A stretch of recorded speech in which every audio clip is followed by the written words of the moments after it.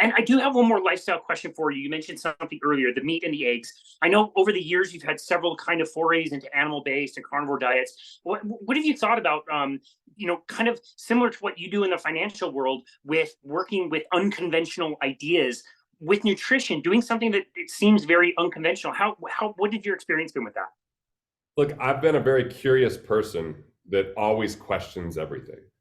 Not because I'm a skeptic, but because I want to know how things work and how effective they are and how it came to be. And I learned this really from being indoctrinated as a kid of how things were by going to school. Like, here's an indoctrination. America's the best, America, right? Like, and then I went to Korea and I was like, wait, these people are just as free as we are in South Korea, and they're very nice people. Like, so I do think America's an amazing place. Like, I think I'm really glad that I live here. But at the same time, like, I started to question, because I went to this movie in Korea and they showed this thing called aircon disease, where this woman was using the air conditioner and then she got really sick. And when she turned it off and used the fan, then she wasn't sick anymore. But there were rolling blackouts because they were having energy issues. So was it really that people are getting sick from using an air conditioner, or was it they wanted people to reduce their energy usage, and fear was the way that they wanted to do it? And so I thought, well, where are we being told this? Like, for the first time, right? So I came home and I just didn't take anything at face value. I was going to school and I was like, I think that we lead better lives the better questions we ask.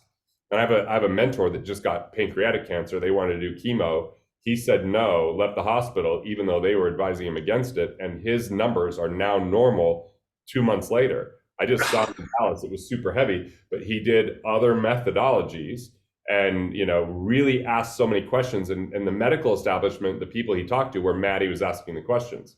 He's like, wait, I'm an entrepreneur. I'm trained to ask questions.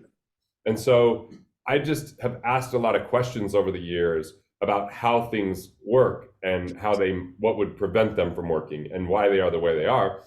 And it's very inconvenient for people, especially, in money, because when you ask and you learn, you find out that it's not what it seems.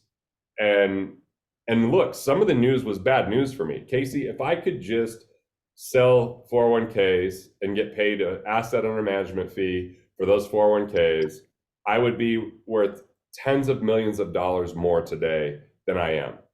But when I realized it was deferring tax, not saving tax, when I realized that there were fees that were impacting the return substantially, when I realized that taxes could go up in the future and people are delaying their taxes so they can end up in an adverse tax situation, when I realized there's no cash flow with these plans and the tax savings that they think they have it isn't in their pocket, it's deferred in the plan they eventually have to pay tax on, I started to be like, wow, this isn't what it was supposed to be. And yet 75 million Americans rely on that as part of their retirement plan.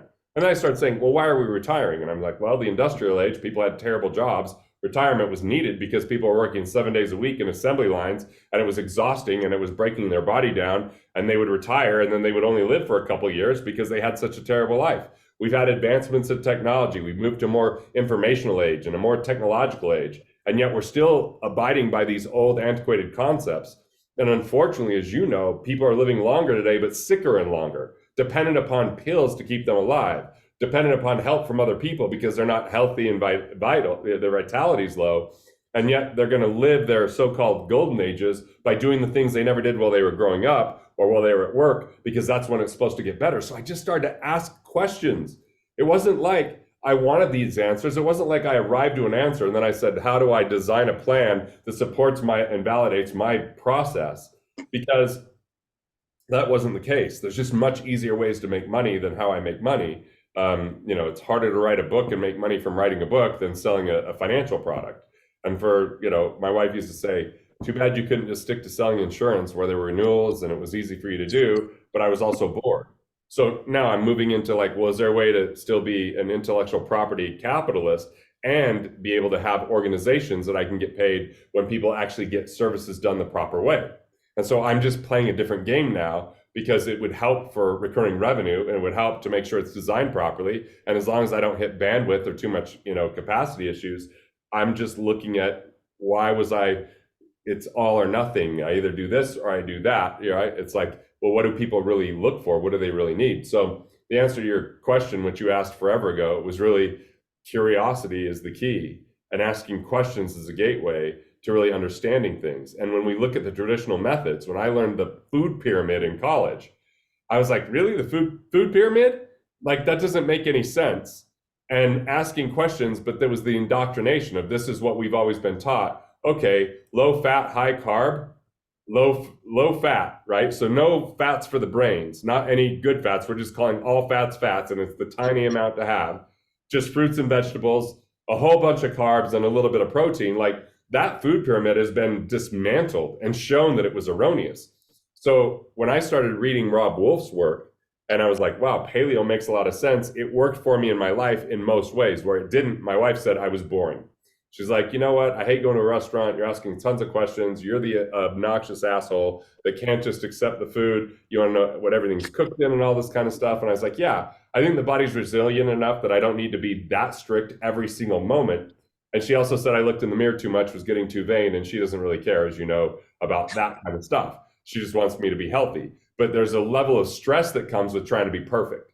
And unfortunately, the way that fitness has worked is that people go and they do their strip down where they're eating chicken and broccoli and they're only drinking water and they're working out multiple times and they do all this stuff to look shredded with their veins popping, and then they post pictures of that as if that's how they look every day, but then they go back to their normal life. Then we live up to this impossible standard and we don't choose to be fully happy about who we are because we don't look like that projected image that might even be photoshopped, that might be, you know, bronze tanner that's involved in it, whatever it might be, because we think that that's what it takes to be loved. And sometimes it's just us loving ourselves for who we are. I still judge myself and my body, and when I'm more healthy versus less healthy, I see pictures when I was on carnivore versus now. I start to get in this comparison game. And the reality is I'm probably the only one that really cares. And it probably really doesn't matter all that much. But because somewhere along the line I thought it did, from the time I was a kid, and I saw people respect it or admire it or talk about it or be attracted to it, I said from the time I was a kid, I always want to make sure I take care of myself. But what take care of myself came from a rudimentary place in a very early developed brain that then becomes a permanent image that's impossible as like an Adonis complex. Like, you know, I've never gotten to the point where I'm that shredded because it was so boring. It is so tedious. And I'm not a fitness instructor, and I'm not posting pictures like, look at me. I once got shredded in 2012. I put the pictures out online, and my wife was like, what is this about? This isn't like a turn on to me. And then she's looking at the comments being like, is this really what you want to put out there? You know, so that's the thing, is we have a lot of antiquated systems. We have a lot of antiquated beliefs, and we have to look at who's profiting from those beliefs and why there's people that are so avid to speak against anything you do, that their way is the best way to do it. And look, I mean, I think that there are some variances in blood type that can impact maybe what your food is and food intake and all that kind of stuff. But what I know for me and for my son Breck is the more meat we eat and the less carbs we have, and even as strange as it is, I always thought that the one thing everybody could agree on was vegetables. But now they're telling me the vegetables are evil and they're destroying the body or whatever. You know, I'm just kidding.